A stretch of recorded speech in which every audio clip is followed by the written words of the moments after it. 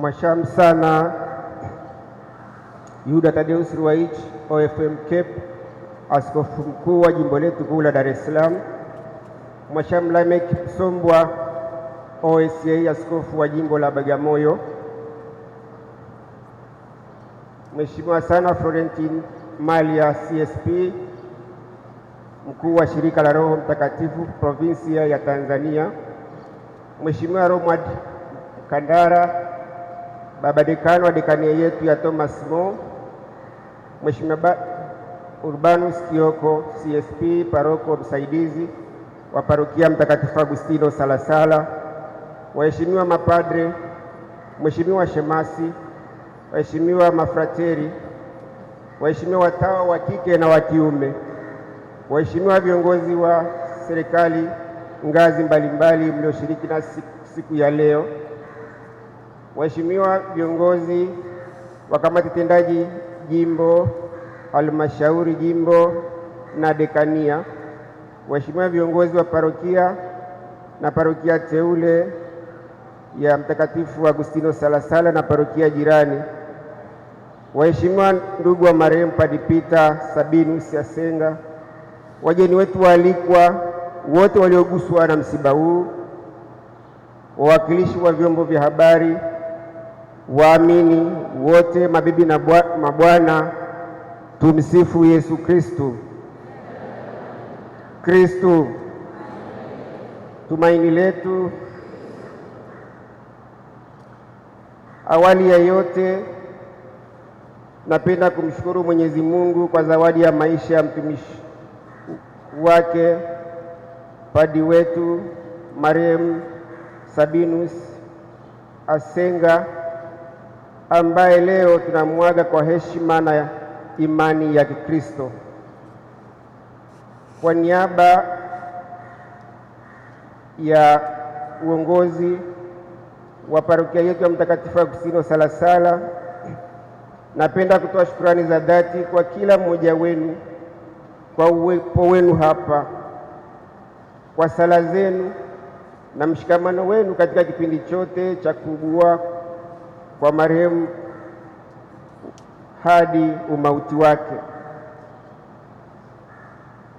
Nitapenda kukumbuka kwamba tangu alipoanza kuugua mwezi Machi mwaka 2023 hatukuwa peke yetu. Wapo wengi waliosimama nasi, kuanzia askofu wetu mkuu, askofu wetu msaidizi, viongozi wa shirika letu la Roho Mtakatifu, mapadre wenzake, watawa, waamini, marafiki na wadau mbalimbali ambao kwa sala zao, faraja zao na uwepo wao vilikuwa nguvu kubwa sana kwetu sisi wana Salasala. Tunawashukuru kwa namna ya pekee madaktari na wauguzi wote waliomhudumia padri wetu marehemu katika hospitali mbalimbali ndani na nje ya nchi, wakijitahidi kwa weledi na moyo wa kujitoa kuhakikisha kwamba anarejea katika afya njema. Japo mapenzi ya Mungu yalikuwa tofauti, juhudi zao hazitasahaulika.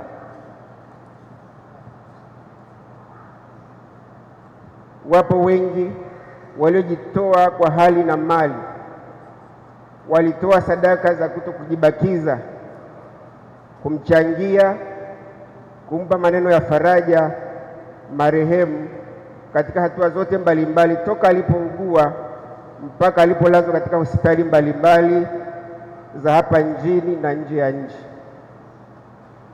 Leo hii tunamkumbuka Padre Peter Asenga kwa sababu mbalimbali.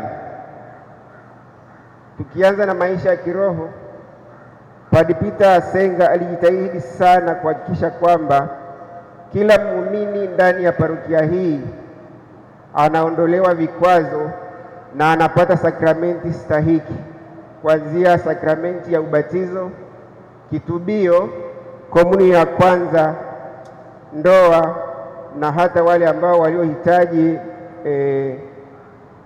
mpako wa wagonjwa bila ubaguzi. alikuwa hamjali mkubwa wala mdogo, wote kwake walikuwa ni sawa.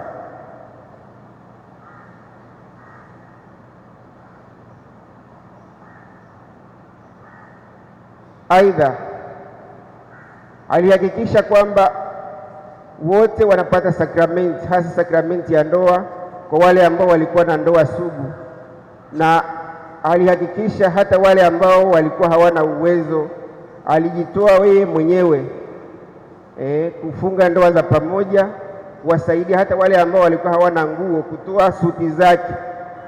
Najua kwamba aliishi sana nje Uingereza na Ireland, kama mtu hana suti naambia basi njoo chukua suti yangu usipate tabu uweze kufunga ndoa. Kwa hiyo ni upendo mkubwa sana ambao aliuonyesha kwetu sisi na wale wote ambao waliowahudumia.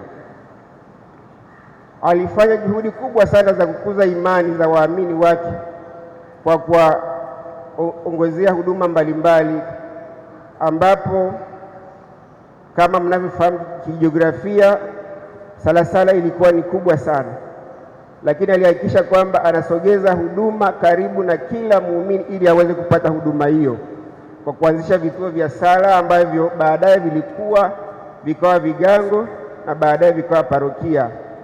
Katika uhai wake aliweza kuzalisha parokia ya Mtakatifu Cecilia Kinzudi ambayo sasa hivi ina parokia nyingine ya Toleo la Bwana, lakini pia parokia Mtakatifu Ambrose IPTL ambayo baadaye ilizalisha parokia ya Utatu Mtakatifu, na mwisho parokia teule ya Mtakatifu Teresia Kilimahewa.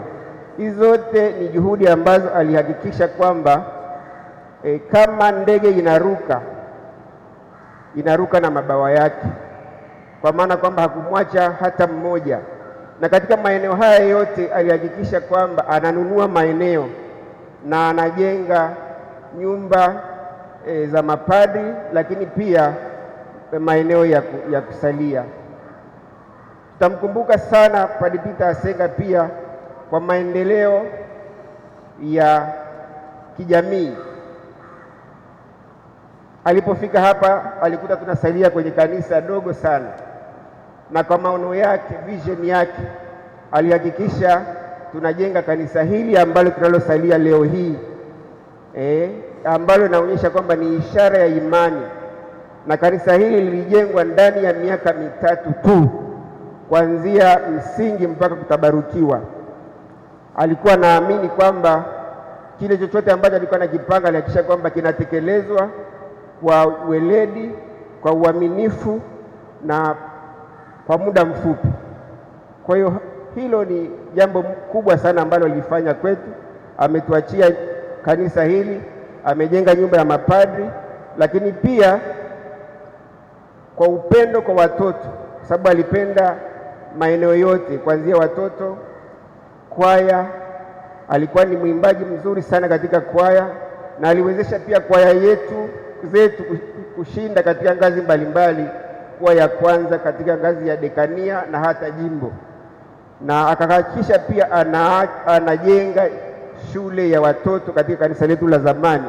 Tunajivunia sasa hivi tunayo shule ya chekechea kwa watoto wetu ambayo inaendeshwa na masista wa shirika la Maria Malkia wa Afrika. Lakini pia alilea miito. Alihakikisha vijana wengi wanahamasishwa, wanalelewa, wanaenda katika shule mbalimbali za seminari, na kuna vijana wengi ambao ni mafrateri na wengine wako katika ngazi mbalimbali katika kupata daraja la upadri. Na tulifanikiwa pia katika kipindi cha uhai wake kupata mapadri wawili, Father Amandus na Father Mbuku, ambao kwa mwongozo aliopewa aliokuwa anawapa ndani ya muda mfupi waliteuliwa kuwa maparoko katika maparokia mbalimbali za hapa katika jimbo kuu la Dar es Salaam.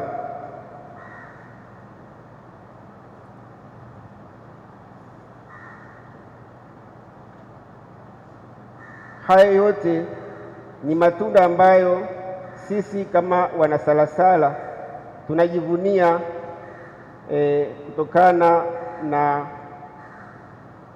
padi wetu Peter Sabinus Asenga ambayo siku ya leo tuko hapa kwa ajili ya kumwaga.